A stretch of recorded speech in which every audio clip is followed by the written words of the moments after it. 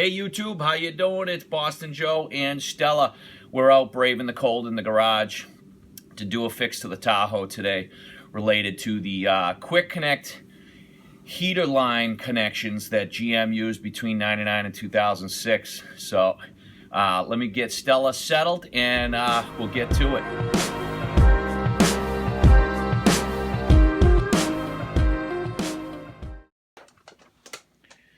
So this is a 2005 Tahoe. This happened also on my 2005 Sierra. It's a common scenario on trucks and SUVs, GM, that are over 100,000 miles. They use the quick connect fittings on the heater hoses, and they, over time, get dry and brittle, and some of them will just snap off on you once they get too brittle. So those are the two pieces right there, your heater hoses going back through your firewall, and then you'll actually smell that maple syrup smell. You might think heater core. A lot of times you get lucky and it ends up being these. Sometimes what happens is, let me show you what happened. This one on the Sierra right there just snapped right off because it became brittle. My wife was driving the car. Immediately she got the low coolant light. Next thing you know, the thing starts to overheat. So she pulls over, calls me, and I let her know, let's just tow it back, and then I figure out that it's that. And so I figured this is happening pretty often on these trucks. You know, that truck actually had 250,000 miles. Someone had probably even replaced one before I did. But I'm going to show you on this one, wasn't so bad. What's happening, they got auxiliary heat in these, and they got two I think they're aluminum lines that actually go back, travel under the truck, and go to a secondary heater core for the heat in the back.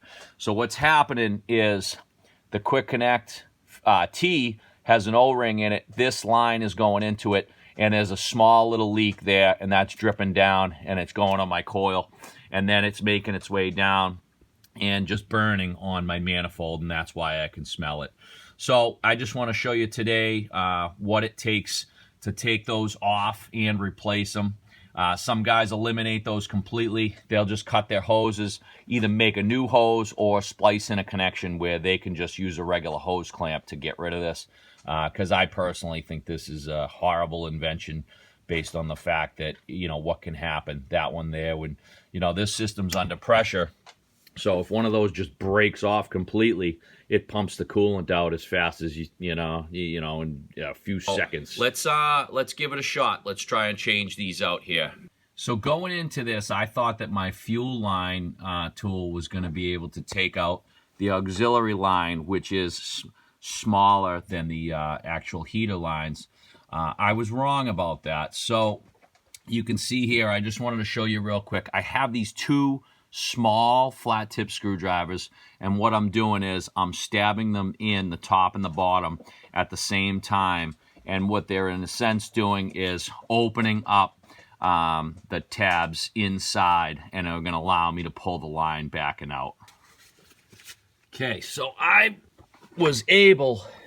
used the two screwdrivers, and I put pressure with my thumb against the heater line right there, and then I started to pull this aluminum line away, and I could see that it's coming. So it's now past the connectors, so I can take the other screwdriver out, and then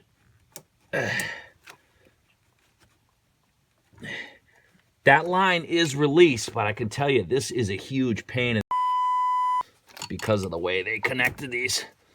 Okay. Wow, and that goes far in there.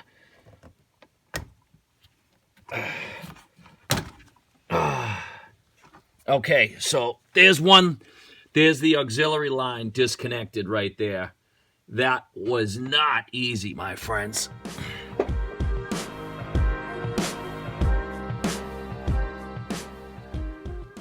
So hopefully we'll be successful, but this is quickly going to be a how-to video gone bad. If you look at the new T fitting, because of these white tabs here that they put on them, the quick disconnect tool will not even go in far enough to open up the interior tabs.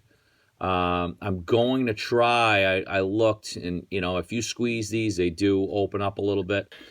This turned out to be a complete waste of time. This would have helped me on the Sierra because this was the Sierra connection without the auxiliary heater connections. There are no tabs to get in the way.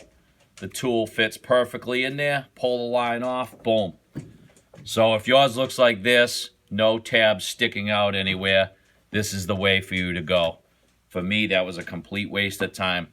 Harbor Freight sells a set of hose pulling pliers. They actually have long reach, which works out great. I actually reached around, and it's not easy, but you want to get the tabs to pinch with the pliers. Squeeze down, pull, popped right off. So now I'm to the point where I have the T connector out and I'm still connected to the actual heater hose. This I got to be careful with because I'm not buying a new heater hose. So I've decided before I do any more damage to this piece here, because I want to try and preserve the connection here, I'm going to cut this off with a hacksaw.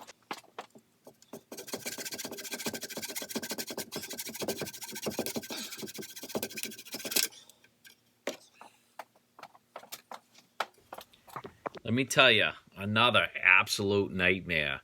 After even hacksawing the piece off, I got a pair of needle nose pliers to grab onto.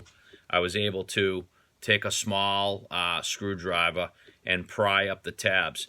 So difficult to do both at the same time. Once you pry one up, you can actually see the lip inside on the piece going through, actually get under. And then when you try to do the other side and push, every single time it would pop the other way in.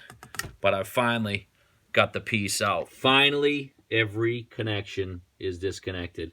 Believe it or not, the very last one, I was able to push in with my fingers on the tabs, pull, and it came off. Now, the other thing I have is that heater hose right there. This is the actual lock piece that goes inside that hose. Well, that pulled right off. So the locking mechanism is actually, you know, it's tighter than the actual, this is held into the hose. So apparently that's a weak part right there. Because now I have to get this off and then stick it back in that hose and feel good about that connection still being good, which I don't, you know. So I'd actually, after doing all this, I kind of recommend to anyone else that's doing this job, you're probably going to want to do something with the ends of those hoses. Maybe not. I mean, I think I'm still going to put that back together and use those hose ends and then pray. You know, if I have a leak, you know, hopefully I'll be able to disconnect the newer stuff easy. Well, it's not good. Those aren't going to be new at all. So, but maybe I'll be able to replace those as an afterthought. But the thing that worries me on this is if that is dry and brittle, that over time that could just snap off right there, and then I could have another heater hose incident, you know. So this is like a never-ending kind of nightmare, as you can see. But I'm sort of home free, as I'll be able to at least put everything back together the way it is. I'm going to get some plumber's silicone so that I can put that on the existing O-rings on those heater hoses because I'm going to reuse them. So I'm going to put everything back together. Okay, so that's it. You got both your auxiliary lines right there, and you got your heater cord connections there. I've got some 00 steel wool that I'm just going to use to clean off the ends, just because I feel like a little rough spot there, you know. But I'm just going to smooth that off. I figured to give the O-ring a better chance of sealing up. And then I have a little bit of it's actually like a plumber's silicone grease that I do with some of my plumbing stuff. Whenever I do an O-ring, I usually put a coating of that on and on my pool fittings and stuff like that, so I figure it can't hurt. So I'm going to take the rubber on the existing heater hose connections, and I'm just going to coat those with a little light dab of silicone, and I'll probably even put it on the new fitting as well, just to give it a better chance of sealing. And then I'm really going to be, you know, kind of keeping an eye on the existing heater hose fittings. This piece that came off has to go back in, and I've got to make sure that that's in there nice and snug because I don't want to blow off. So let me get this all together, and we'll finish things off.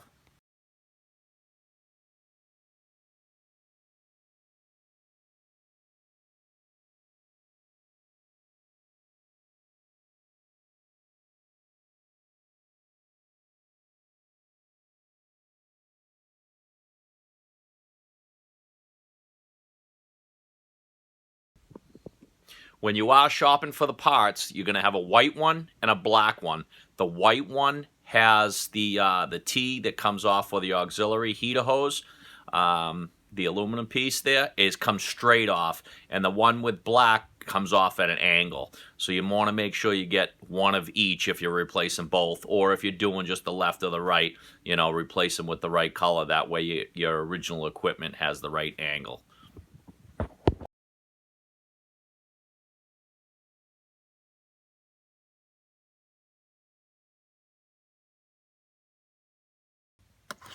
Okay, that is it. All the heater hoses are connected. We're going to start this up, and right after you start it up, usually what I do just to burp and make sure there's no air in the system is I take the cap off and then run it for a little while. If anything, you put the front of your car up on a little bit of a hill. I know I can do that in my driveway and burp these things. The worst thing you want to do in these cooling systems is to have air in the system.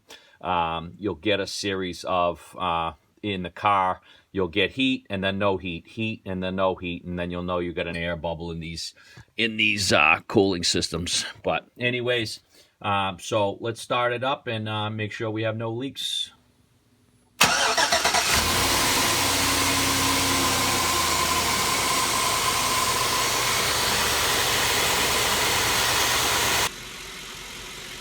Nice. It appears we have a success. Even those existing heater hose fittings are not leaking, so I'm very happy because I got to go to work tomorrow. So I'm going to let it run, get up to temperature. I'm going to take the cap off and kind of top off my fluid, but I didn't really lose that much, you know, a little bit that was in the hoses, so a little bit of, you know, a towel underneath and you caught everything, you know. So if you guys like this video, hopefully this at least showed you guys what you're kind of up against. And even though it was a pain in the now, it wasn't so bad, you know. But you just have to know that you're going to be finagling with those fittings. And the worst part is getting them off. And if you wreck stuff, you know, if you buy new stuff and you wreck something getting it off, then who cares? Throw on the new stuff and then you're good to go. So looks like we're good. But if you guys thought this video was at least a little helpful, give me a big thumbs up, you know. I appreciate the support. And like always, if you want to see more of this stuff, if you want to see the vet, sometimes I have Stella in the videos, subscribe and hit the little bell and you'll get an alert when I make another video. But for now, that's it. Over and out. Boston Joe. Take it easy, guys.